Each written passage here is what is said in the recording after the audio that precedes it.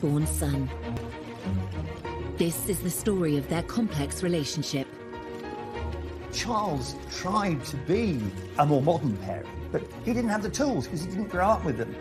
A shared tragedy defined this father and son.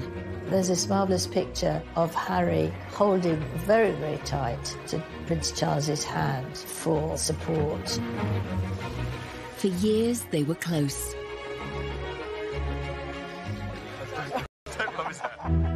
Until a shocking interview exposed the cracks in their relationship. Trapped within the system, like the rest of my family are. These are seismic statements to make. Charles would have felt very exposed by his son. Tonight, royal insiders explain how this relationship fell apart. He said it was the most terrible thing to make William and I walk behind our mother's coffin. It should not have been allowed. The damage is done. The relationship that I knew can never be like that again. Prince Philip's funeral was an opportunity for reconciliation, but what really happened? I think you could see clearly at the funeral how emotional Prince Charles was. Part of that was the problems with his relationship with Harry. And what lasting effect will this royal rift have on the House of Windsor? Of course, Harry wants to protect his wife, but is it at the expense of bringing down his own family? Tonight we ask, will Charles and Harry ever repair their damaged relationship? There's no doubt the gulf between Charles and Harry has widened considerably. It will be very difficult to bridge that divide in future. I can't see how they can do it.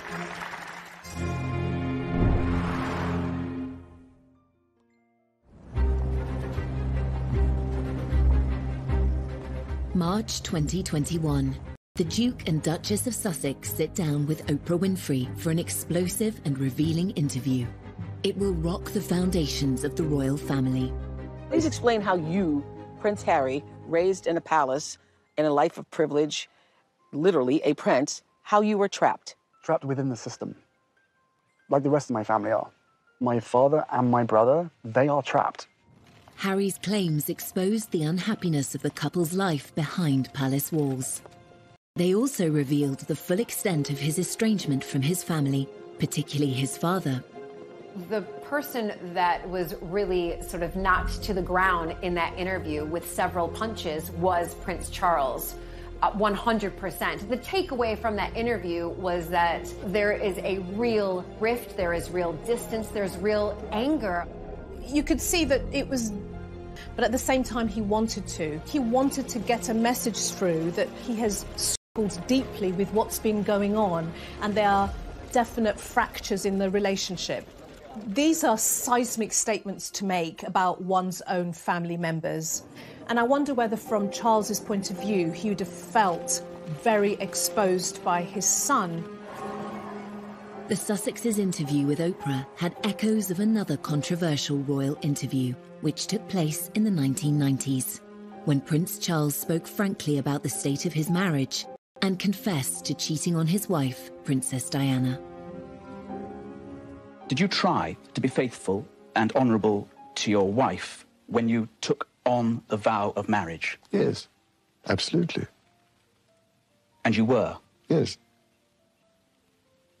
Until it became irretrievably broken down.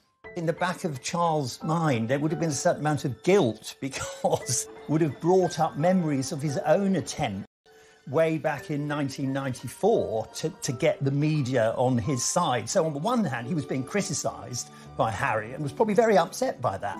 But on the other hand, it's very difficult for me to sort of attack him for doing something which I myself did, you know, when I was young. Every single time anybody agrees to one of these huge interviews, they're doing it for one reason and one reason only.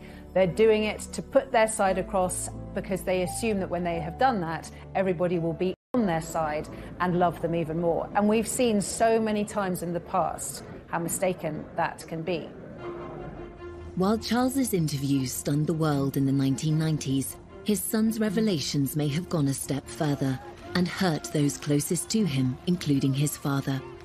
There's no doubt the gulf between Charles and Harry has widened considerably.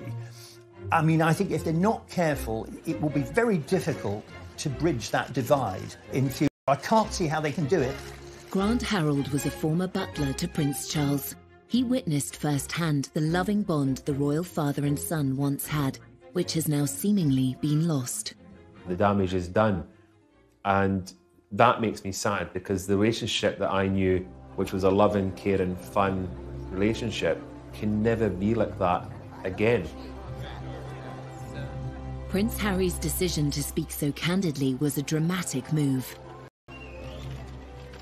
To understand why it happened, we must return to the beginning of Harry's life and consider events that took place soon after he was born. 15th of September 1984. Well-wishers around the world celebrated the birth. He was known to his family as Harry, and his father was acknowledged in his full given name, Henry Charles Albert David Windsor. At the christening, they were both looking incredibly happy. William was a tearaway, he was running around like mad, but Harry was quiet and peaceful. In public, Charles and Diana were delighted by Harry's arrival, but in private, they're said to have clashed over how to raise their sons. Diana wanted them to experience the real world with a degree of freedom, a concept that Charles may have struggled with. Diana would, take them to what became a favourite with Bill Wyman, the Rolling Stones' Sticky Fingers in Kensington Church Street. The Prince had a slight problem with it, because I remember once when they came back, there was this look of horror across the Prince's face, because he couldn't actually work out why, with a brigade of good chefs at Kensington Palace, Diana would have to take them for a burger. Prince Charles tried hard to be close to his sons, but the formality of his own royal upbringing meant he wasn't the hands-on parent that Diana was. Charles didn't receive any parenting. His parents were away when he was very young. He was left with nannies in that very Victorian way. Granny was christened in this. And although Charles tried to be a more modern parent, he didn't have the tools because he didn't grow up with them. Looks remarkably well despite it. Some say that Charles's reserved parenting style made him a distant presence in Prince Harry's life. Although Charles is very sensitive and very caring, he never really could show it in the same way as Diana. And Charles was a huge workaholic. Charles wouldn't just stop his work just because he had his sons for a day. Whereas I think with Diana, she always made sure that everything was done for them. Diana, she actually joined in their games, whereas Charles would have said, off you go. He wouldn't have joined in. He's too stiff, he's too old-fashioned.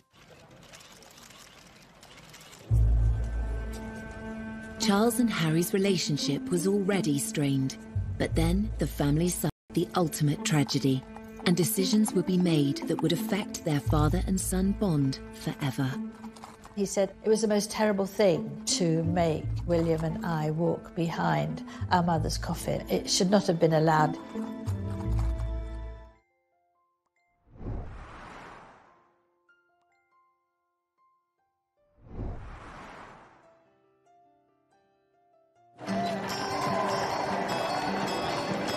When Prince Harry was born, he and his brother William grew up initially in a happy family unit. But there were growing signs of tension between their parents.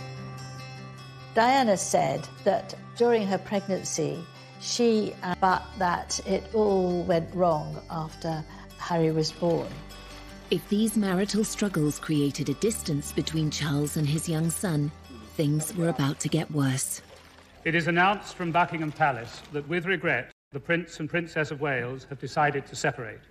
This decision has been reached amicably, and they will both continue to participate fully in the upbringing of their children. In 1992, Harry's parents went through a very public breakup. The 8-year-old now struggled as he was bounced between Charles's Highgrove estate and Diana's Kensington Palace apartment. What a child wants is stability, structure, and love from their parents, and that kind of constancy gives children a sense of safety. If they're going between two separate households, that can feel very destabilising for a young child. So suddenly Prince Harry was shuttling between the more relaxed, much more familiar household of Princess Diana and then the more dutiful, strict, timetabled household of Prince Charles. There was this sort of natural gravitation towards Diana, simply because Diana was the provider of the fun things that boys at that age actually wanted. Charles, interesting enough, acknowledged that William and Harry were both happier and engaged when in the company of their mother. And in that respect, one has to applaud the Prince of Wales, because he could see that his children were happier in those early days with their mother rather than him. Harry was caught between the world of royal formality set out by his father and the more carefree mindset of his beloved mother.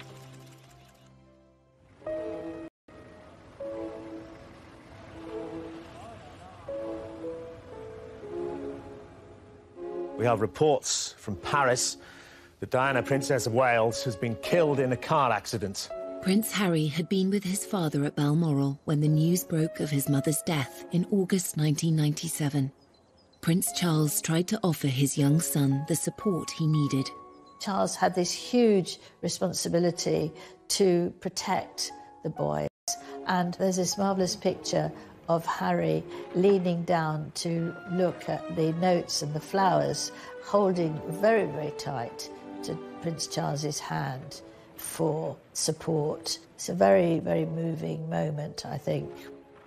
In the immediate aftermath of Princess Diana's death, Prince Charles was very protective of his sons. He was determined that William and Harry would be shielded from speculation, from the press, from intrusion, and from people looking at their grief. At the funeral, however, it was a different story around the world. The private mourning of Diana's sons was on full public display. Princess Diana's funeral was one of the, and I say this as someone who was there, it was one of the most extraordinary things, I think, in the last century. It was a sort of maelstrom of grief, of astonishment, public display. And in the middle of all this vast sea of passion and emotion and public mourning, was a little boy. What we saw was the boys taking on the duty role. We see them doing their job, walking behind their mother's coffin. It is a deeply personal loss. And then to find yourself in this arena, surrounded by people openly grieving, weeping, throwing flowers, wanting to touch you, robs them of their own private grief. The royal family are very good at knowing what the public want. They're very good at putting on a show. They served up their grief in a ceremonial way that satisfied the millions. Prince Harry must have felt like a fish in a goldfish bowl, being stared at by the entire world, probably at the absolute worst point of his entire life. In later years, the adult Prince Harry would reveal his discomfort about the role he had played. It raised questions about why Prince Charles allowed his sons to be so exposed on such a traumatic day. I went to Kensington Palace and for an interview with Prince Harry, and we were making sort of politish conversation, and he suddenly stopped, was very silent, and then he said, "It was the most terrible thing to make William and I walk behind our mother's coffin. It should not have been allowed." This went worldwide because he'd not really spoken about that before. And looking back on that terrible, tragic day, you realise that he was absolutely right.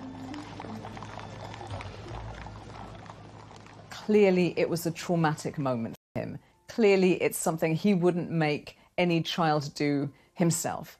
Clearly, he remembers it. So there's always a struggle for Prince Harry, and indeed for Prince William, between how they feel as bereaved sons and what they have to do as public figures. In the years following Diana's death, Charles tried hard to fill the void she left by embracing life as a single parent. Prince Harry's energy and enthusiasm delighted the press and his father, though a request for a closer look at those brightly coloured mini skis. Thing straight after Princess Diana's death is the behaviour and the actions of Prince Charles. He stepped up his parenting game, his parenting skills. He became a very much full-on and hands-on father for those boys. Prince Charles arranged for the Spice Girls to meet Harry, and for a 12-year-old this was beyond exciting. And they were very nice to him, they cuddled him, they had lots of pictures, and he said to his dad afterwards that it's, you know, one of the best days of my life meeting them. So he did try, although he seem to be a bit square, the Spice Girls at the time were all the thing, and he did try and do something that would please Harry and give him a few moments of happiness. Charles made enormous efforts to do a lot more for the boys, to spend more time with them, to go to various events with them, and that was all to the good. I think that worked very well. Following the breakdown of his marriage to Diana, Charles's standing with the public had been at an all-time low. Just a few years later, he was becoming a hit with the world's media.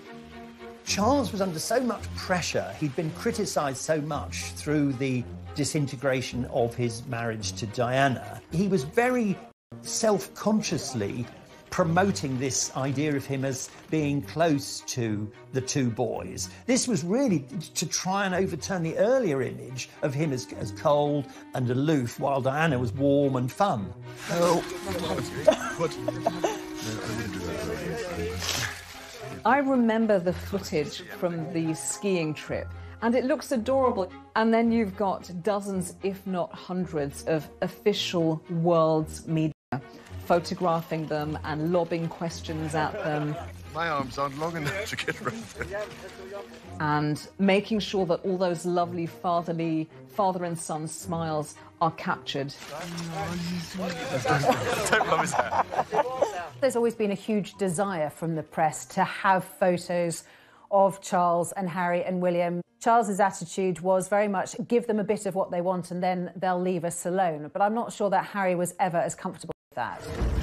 Unknown by the media, the young Prince Harry's frustrations with royal life were growing. This was compounded by the death of his mother, whom he believed had been hounded by the press.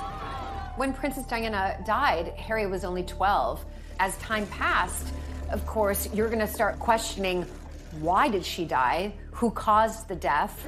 And we can see that from Harry, that he does absolutely blame the press. And it's something that has really, fast forward a few years later, that's when we really start to see Harry, in a sense, acting out, but who can blame him? As Harry grew from a vulnerable young prince mourning his mother into a rebellious teenager, stories of his nighttime escapades became regular front-page news. Harry's teens, by his own admission, were a very troubled time for him. Smoking and drinking too much, getting into trouble at school, cries for attention. It was one thing after another. They still me and I still read them.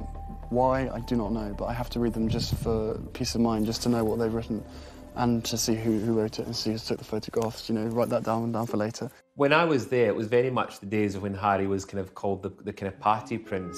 I remember on occasions, like on a Sunday morning, there'd be whatever Harry'd been up to the night before would be in the press. And then, obviously, I'd see him and I'd say to him, well, you had a good night then, kind of thing. And I'd have a laugh. And luckily, he would have a chuckle and he would go, maybe, you know, kind of thing.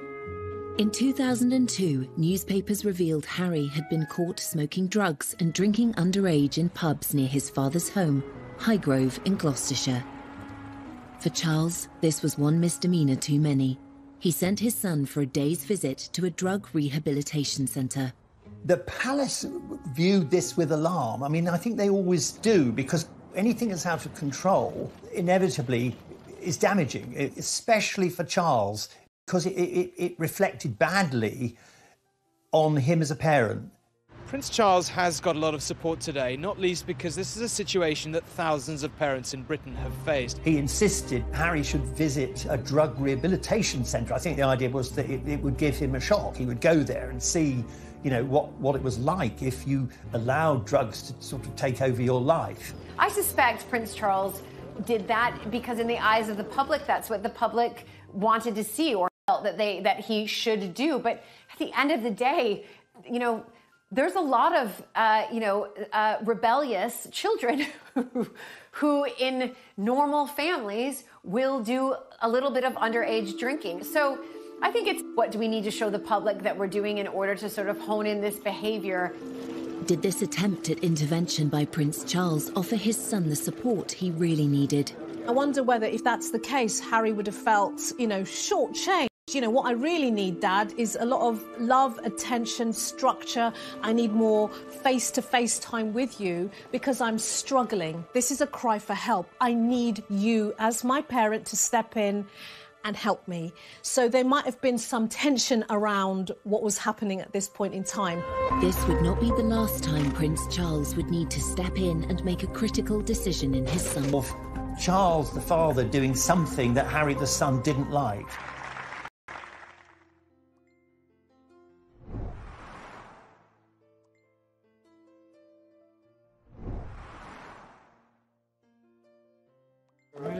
One reason for the decline in the complex father-son relationship between Prince Charles and Harry is the difference in their approach to life and to their royal roles. Both men were shaped by their formative experiences at school. Charles was given a tough, formal education that emphasised duty. He was a sensitive, vulnerable child who was put through this most appalling education to try and toughen him up. From the age of 13, Charles was sent to Gordonston School in northeast Scotland, just as his father had been before him. But the tough regime was ill-suited to the sensitive prince. Prince Charles called it Colditz in kilts, and like a prison sentence. It just wasn't for him. Prince Charles was bullied at school from end to end. He was completely and utterly, solidly miserable for the entirety of his time there. By contrast, Harry's school days at Eton were more sedate. Not as academic as his father, he was certainly more popular. Charles likes book learning. He wants to get the answers to his questions by going to the library and studying. Prince Harry's energy is really the opposite. Prince Harry is not shy and retiring or stiff or staid. He's not crusty or dusty. He is naturally athletic. He's naturally outdoorsy. Harry said that he decided very firmly that he wanted to mix with the bad boys, and he played lots of tricks. While Charles attended Cambridge University, Harry's modest academic record did not push him into higher education. Yet both father and son spent time in the armed forces, developing their sense of duty. Exams never been my favourite, and I always knew that I was going to find it harder than people, but I'm through that now, and finally got hands-on to a job that I absolutely adore. It is still hard work, but I'm better than William, so it's fine.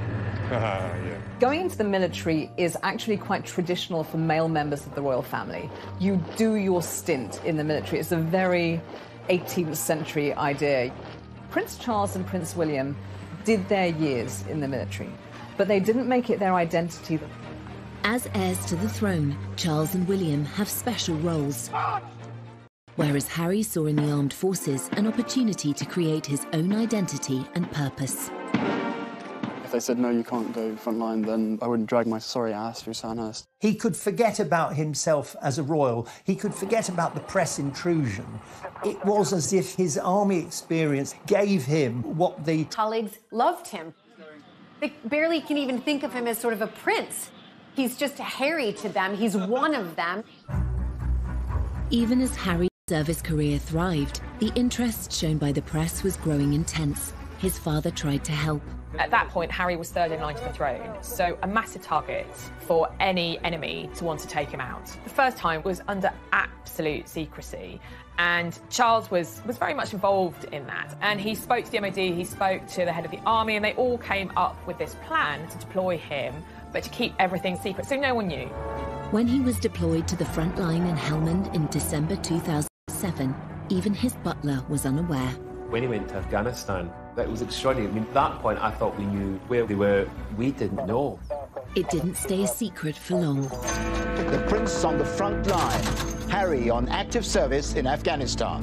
He's been secretly deployed for 10 weeks, fighting shoulder to shoulder with his fellow soldiers in the war against the Taliban. Prince Harry's return became inevitable as soon as a news blackout of his presence in the country was broken by the foreign press. The Taliban made it clear that they would make extra efforts to either kill or capture the royal prince. For his own protection and for all the soldiers around him, had to fly back very quickly after only 10 weeks, and he was utterly devastated. He was furious. This was the happiest time of his life, the time when he felt he really belonged and was making a difference and was on a career path that suited him and that he could make the most out of and make a real difference. And again, he blamed the press. Every time he's trying to be himself, whether that's as a soldier or a young guy that wants to smoke a joint and hang out with his friends, the press gets onto it, and that's another thing he just can't do.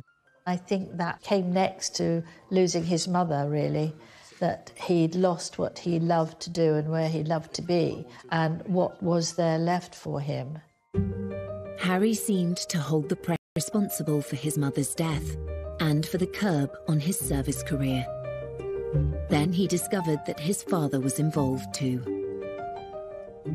Unfortunate for Charles that he was implicated in the decision to recall his son, because it was another example of Charles the father doing something that Harry the son didn't like. Harry must have been saying, look, here we go again. Are my father and the world's media actually working together? The next one in a long line of emotional betrayals that have come from the people who are really the closest to him. In fact, Charles's involvement in removing Harry from the theatre of conflict was motivated by a desire to protect his son. As a parent, you worry the whole time, but for everybody left behind, it's ghastly. From Charles's point of view, as a parent, he would have been in protection mode, and as the son, he would have been, trust me, I know what I'm doing, don't interfere. So typically that would have brought its own internal tensions between father and the son. Harry is aware that his father loves him and wants to do his best for him, but then these other things all intrude and slightly poison the atmosphere. Because Charles obviously felt we have to do the right thing here. Harry's idea of the right thing was very different. It's obviously a great relief, as far as I'm concerned, to see him home in one piece. Eventually, father and son buried the hatchet. Harry's recall from Afghanistan inspired him to take on a new role, and one that would make his father proud. That was a pivotal moment, probably one of the most significant days in Harry's life, because on that plane that brought him back was a dead soldier. There was a coffin on the plane, and there were 2 or 3 British soldiers returning who'd lost limbs. And it was very soon after this that Harry set up the Invictus Games. In 2014, Harry played a pivotal role in organising the Invictus Games, which today involves 500 competitors from across 20 nations. For Prince Harry, the army is where the heart is. He's long been a champion for wounded service personnel, and today he was playing sitting volleyball, one of the sports at the Invictus Games. Harry's dedication to celebrating the bravery of wounded service personnel was all too clear from his speech at the Games opening ceremony. The admiration I have for these men and women to move beyond their injuries is limitless. Your stories move, inspire, and humble us. You prove that anything is possible if you have the will. Welcome to the Games. Welcome to Invictus.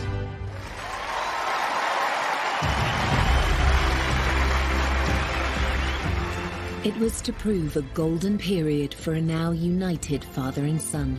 Charles was very, very proud of Harry. What parent wouldn't be proud of their child coming through and blossoming and showing real confidence, real purpose, creating something that embraces a huge community? That is a huge step forward.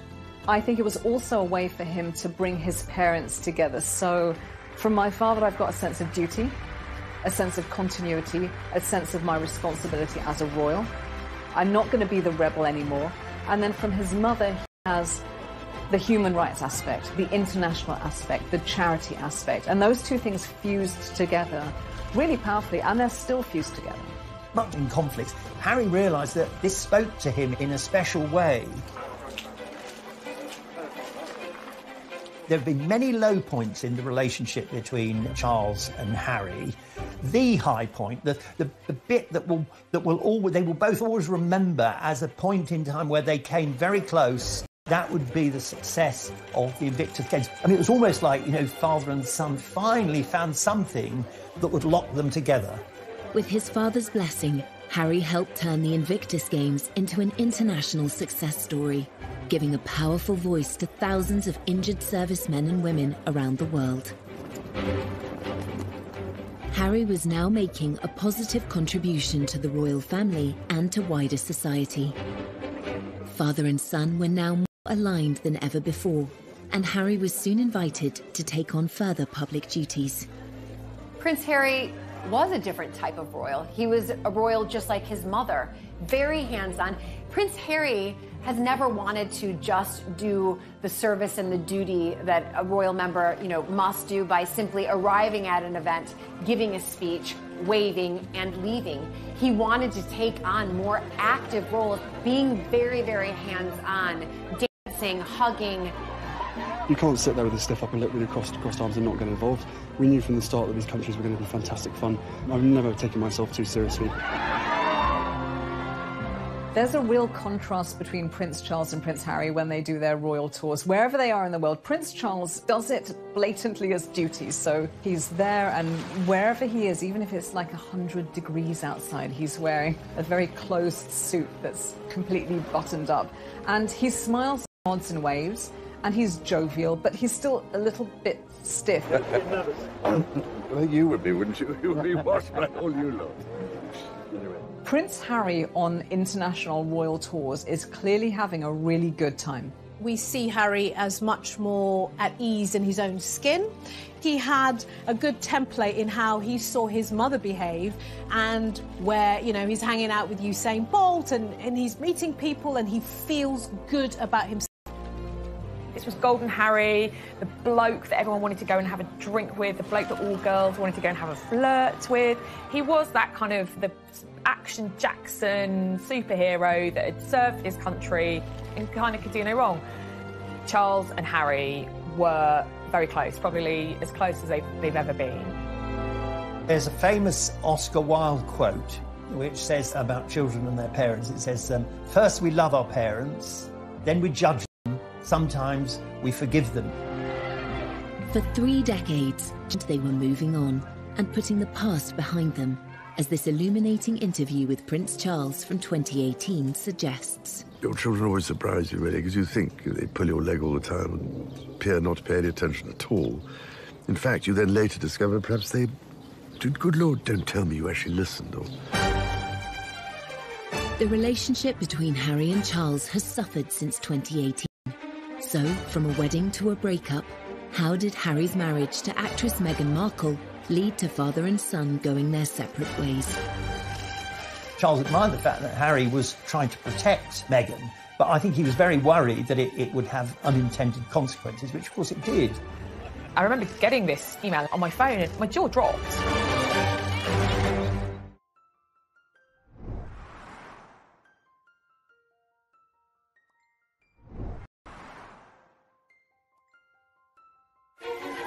Royal history shows that affairs of the heart often clash with responsibilities of the role. In the case of Prince Charles and Prince Harry, adding a love interest to an already complicated father-son relationship had the potential to make matters worse. This is a repeating pattern over generations in the royal family. We've seen it with Charles, Diana and Camilla.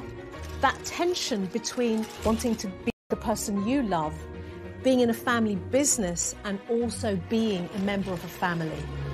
Harry was just 10 years old when his father shocked the world and described the tensions in his marriage to Princess Diana, as well as his own adultery, in a frank TV interview.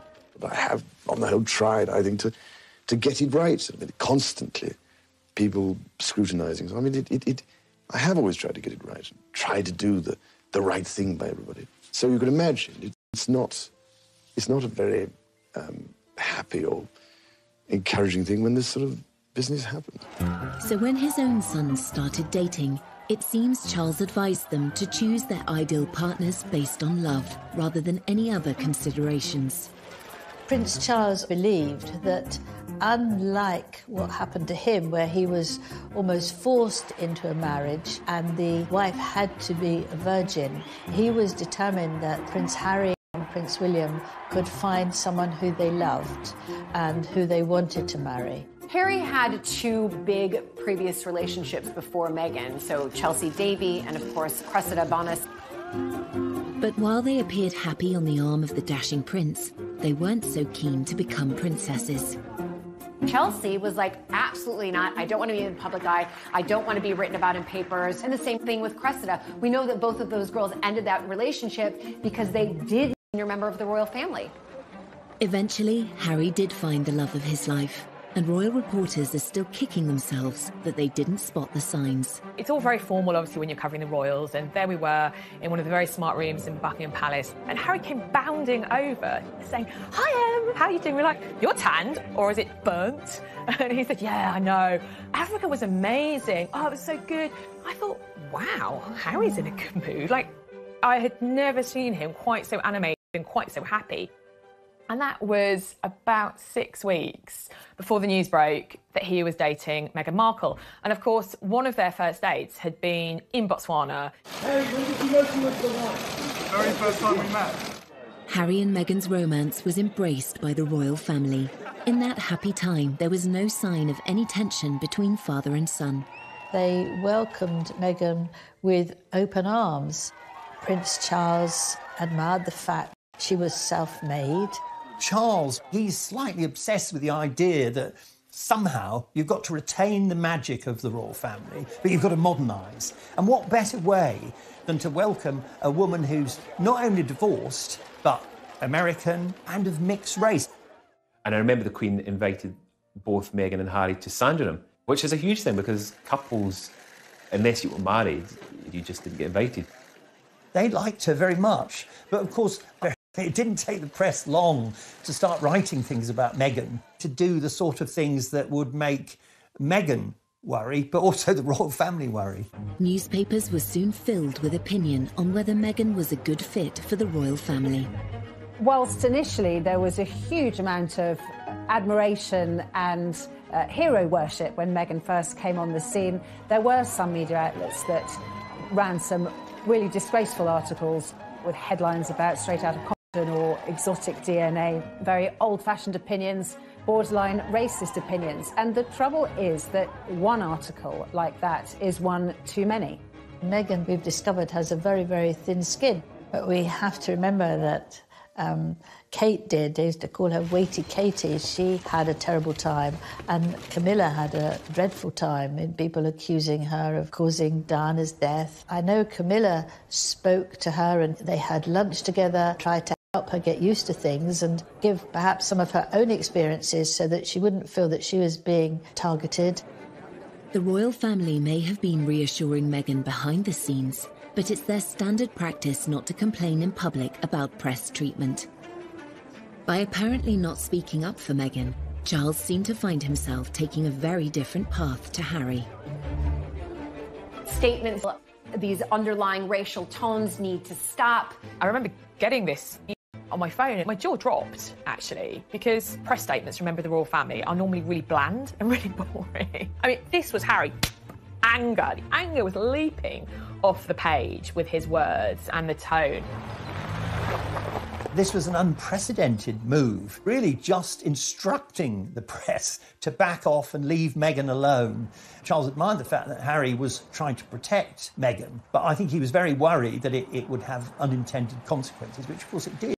Handling the press is like handling gelignite. You know, it's almost impossible to do it safely. Despite Harry's insistence on tackling the press, his relationship with his father appeared stronger than ever. He felt able to ask Charles to play a significant role at his wedding. Meghan's father infamously didn't come to the UK for her wedding because he said he had heart problems and he was in hospital. There was the question of who would walk Meghan down the aisle. Prince Harry asked his father, and what could be better than having the heir to the British throne walk your beautiful bride down the aisle?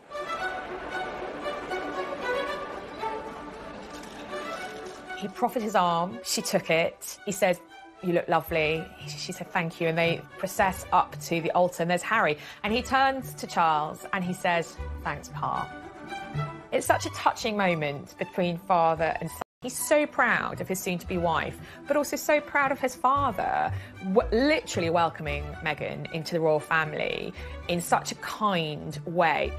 This was a very important symbolic act in terms of optics, that, you know, Meghan is now part of our royal family. A marriage is when two families come together. It's not when two individuals come together. In this case, it's also when two different mindsets, two different worlds come together. The harmony of that happy wedding would soon be strained by revelations in the press. It immediately took a turn for the worse, with reports coming out that she made Kate cry, how she is demanding and pushy. You've got elements of people within their household quitting. You're almost to the point like, what's true, what's not true, but certainly these can't all be untrue, can they? I personally began to see the wheels coming off. Harry was absolutely furious at the leaks, at what was being written. Everyone who knows anything about the press, the more angry you get, the bigger the story. The only way to do it is simply to ignore the press. And of course, Harry was never going to do that. For Harry, years earlier, as he pointed out in the documentary, Harry and Meghan, An African Journey. And part of any job, like everybody, means putting on a brave face and turning a cheek to a lot of the stuff. But again, for me, and for my wife, you know, of course there's a lot of stuff that hurts, especially when the majority of it is untrue. I will not be bullied into playing a game that killed my mum. So I will always protect my family, and now I have a family to protect. So he's now thinking, oh my God, the curse is coming around again. It's happening again, one generation on. So decades have passed, but nothing's changed. Everything that she went through and what happened to her is incredibly raw every single day, and that's not me being paranoid, that's just me not wanting a repeat of the past. Harry's perception is that his mother wasn't protected. She wasn't safe when she died. She was being pursued by the paparazzi. She didn't have the security detail that she deserved. If only she'd had what she needed, she may have made it. If Harry harboured a belief that Charles could have done more to protect Diana, resentment would certainly have resurfaced when his father chose not to defend Meghan publicly. Harry, he was like, enough is enough. I'm not standing for this anymore. And he also couldn't understand, and indeed she couldn't understand, why members of his family, particularly his father, were not standing up and saying, you know what, this is unacceptable. Father and son may have been at odds, but the famously close relationship between William and Harry still seemed unbreakable. Every year we get closer. The one person on this earth who I can actually really, you know, we can talk about anything and we understand each other and we give each other support. Yet by 2019, even this sibling bond was under strain, and the world had its first hint of another royal rift. We'll always be brothers, and we're certainly on different paths at the moment. I will always be there for him, and as I know he'll always be there for me. As brothers, you know, you have good days, you have bad days. We know over the last several years, really since he married Meghan, that the relationship between William and Harry has been very rocky indeed. Prince Harry's determination to defend his wife whilst his father and brother stayed silent seemed to drive a wedge through the family. Protecting his marriage and protecting his wife were his number one priorities. We know that many members of the royal family feel that service and duty to the crown and to the royal family are their number one priorities, and there's a clear difference there. It's sad for me because when I was... And then came a bombshell revelation that would lead to the biggest split in the royal family for 80 years. Can you put up with this? Was it surprising to them? Probably not. Were they happy about it? Definitely not.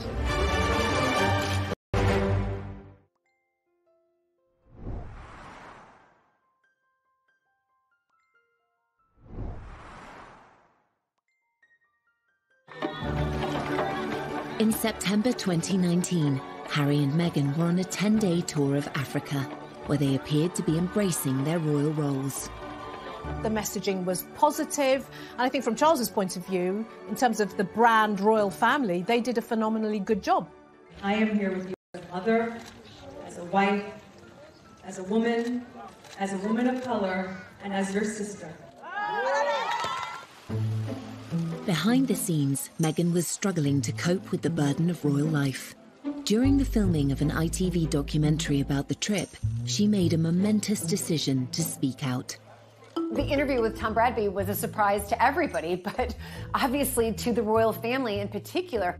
Perhaps you could just give us an idea of what the last year has been like. It's hard. Thank you for asking, because not many people have asked if I'm okay. But it's a very real thing to be going through behind the scenes.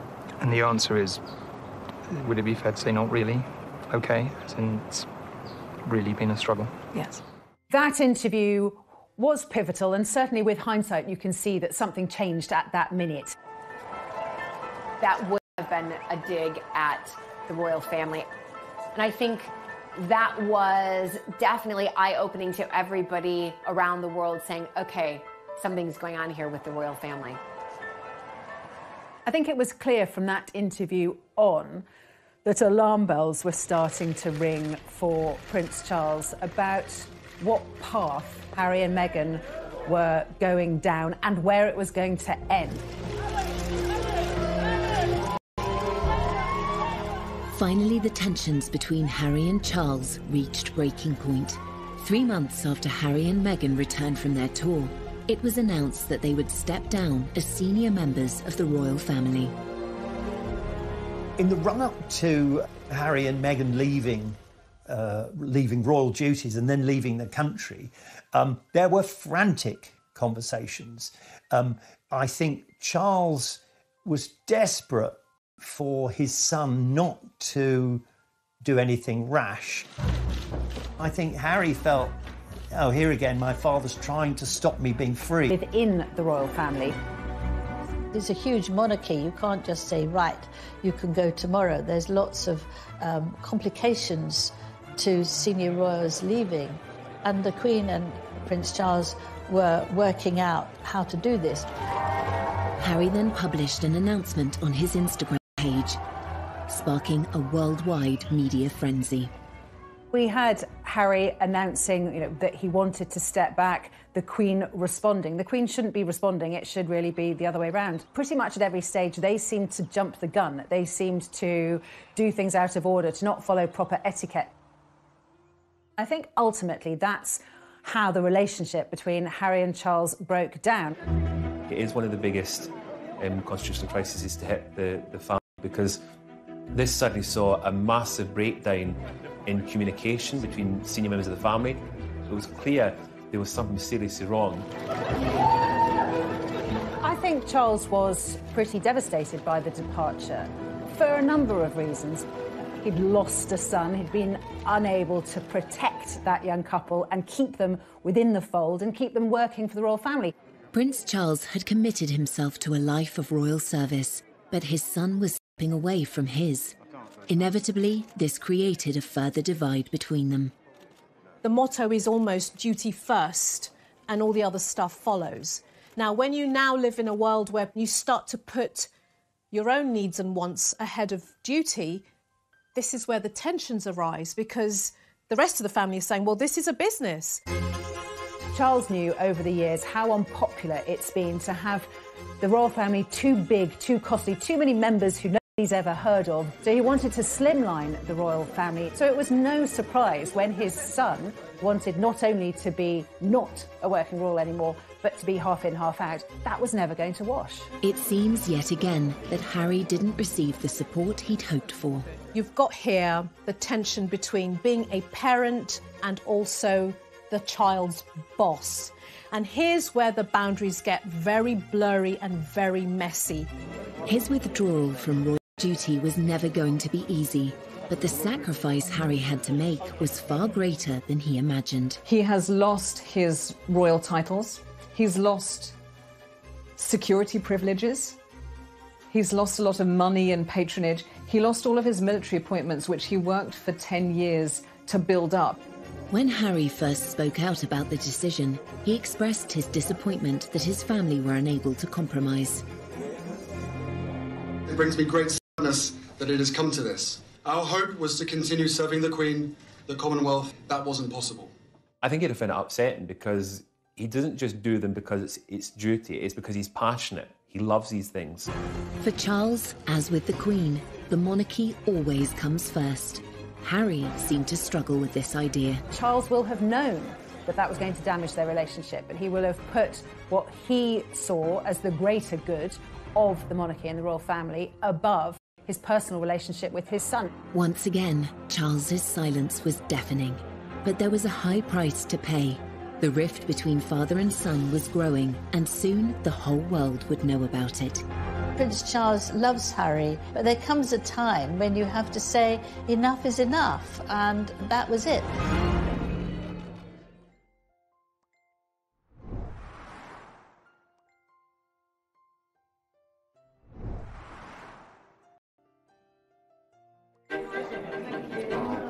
Will you miss Harry and Meghan? In February 2021, nearly a year after Meghan and Harry stepped back from their royal roles, it was announced that their move would be permanent. Weeks later, Harry made the pivotal decision to appear on global television and discuss the issues he has with his father in front of an estimated audience of 60 million.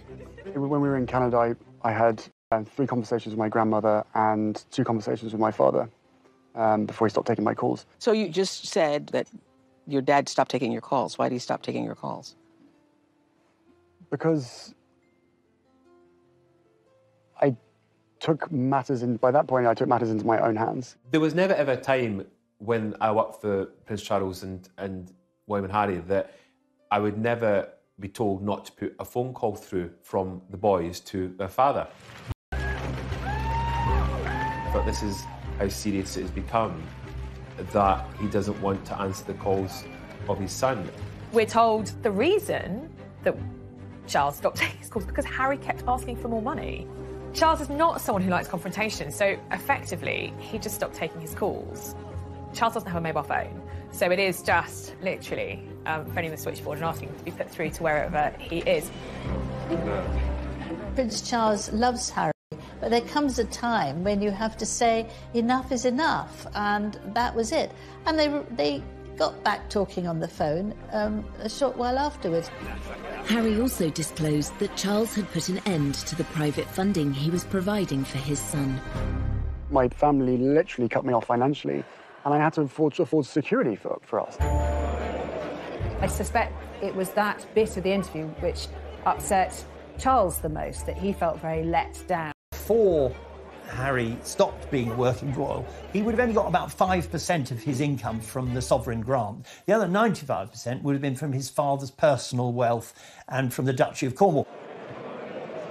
Charles was paying about £5 million a year for Kate, William, Harry and Meghan. That's a significant amount of money. That money pretty much disappeared when Harry and Meghan moved to Canada and then to the United States. And that's where the problem arises. Harry slightly feels that not giving him the money he wants is not giving him the love he wants. Harry, he's got 30 million, most of it from his mother, but also a considerable amount from Elizabeth, the Queen Mother. So he's not exactly what you would call poor. One issue raised in the interview seemed more sensitive for Harry than any other.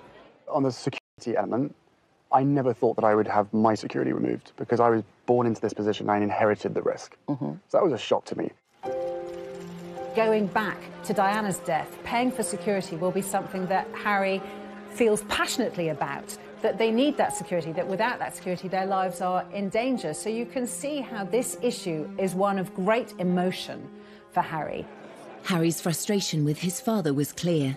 Could Charles be doing more for his son? They have stepped down.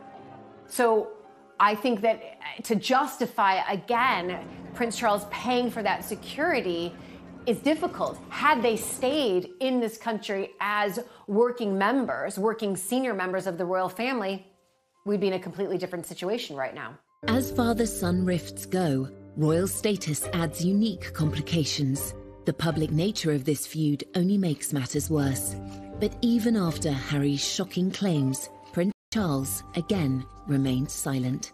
Harry knows very well that the Queen, his grandmother, aged nearly 95, and his father, who has followed in her footsteps, believe in the motto, never complain, never explain. So he would know absolutely that they couldn't come back and say what the truth was, or give even their side of the truth.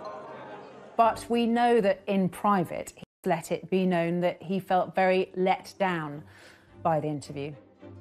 After the interview, Gayle King, who has become a close friend of Harry and Meghan's, she said on her morning show that Harry had spoken to his father and his brother after the interview, but talks have been unproductive, which I think only really added fuel to the fire. William and Charles thought, whatever. The claims that Harry made about his father could have a serious effect on the monarchy, which Charles has worked so hard to protect. It can be damaging. That's the reality. That interview overnight could have changed the public opinion of the family. Of course, Harry wants to protect his family, his wife and his child and his unborn child, but at what expense? Is it at the expense of bringing down his own family that he's known for 36 years? In the midst of his many grievances, Harry made an emotional admission to Oprah Winfrey of his hope for a reconciliation. Of course, I will always love him, but there's a lot of hurt that's happened, and I will continue to make it one of my priorities to try and heal that relationship. With the recent passing of the Duke of Edinburgh, could the shared loss in the family become an opportunity? Before the Duke of Edinburgh's funeral, Harry wrote Charles a letter. Charles is a prolific letter writer and actually prefers letter writing to all other methods of communication. And Harry wrote Charles a letter, I think partly apologising for Oprah, but I think wanting to explain. From Harry and Meghan's point of view, they felt that none of the royal family were listening to them. That was partly one of the reasons they had to literally walk away. And of course, at the Duke of Edinburgh's funeral, that was the first time that William and Charles had seen Harry for an entire year.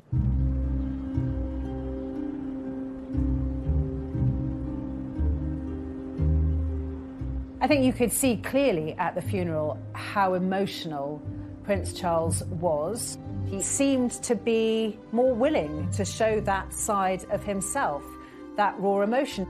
I do wonder if part of that was the problems with his relationship with Harry. The Prince of Wales, I think he's anxious, like any father, to put right what is wrong. He is a very caring person. I witnessed that firsthand when I was working with Diana. Whatever protocols he abides by, which he does, of course, he will have an undying desire to make sure that his children are safe and happy. Charles's last-minute decision to break with protocol and have his family leave the chapel walking side by side rather than being driven seemed to be a positive step in rebuilding bridges. I think that this was probably done to try to force some conversation and perhaps repair some of those relationships that we know are not thriving at the moment.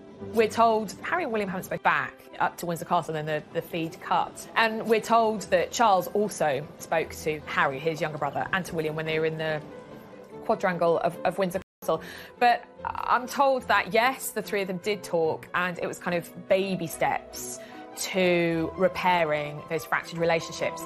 Well, it is often said that funerals are moments of reconciliation, and that is a sight, let's be honest, that many people really wanted to see, not least those in the family themselves. Whether that's just a starting point to fix the relationship will, of course, depend on what happens behind closed doors. After all that's happened, can the bond between Harry and Charles ever be repaired? Emotionally, they seem worlds apart, and I think it's going to take a lot of work from both of them to try and find common ground where they can communicate as father and son. But what I saw from Harry was a lot of deep-rooted pain that may go back quite a long way. There is a need, in a way, to reach the point where Harry forgive Charles for all the turmoil of Harry's early years. And it may be that Harry needs the distance of being in America, not being a royal who works as a royal. He may need that in order to reach the point where he can forgive Charles. Like with any relationship, relationships can be repaired with a lot of hard work and, to be honest, a lot of time. And I think in this case, a lot of time is going to be needed.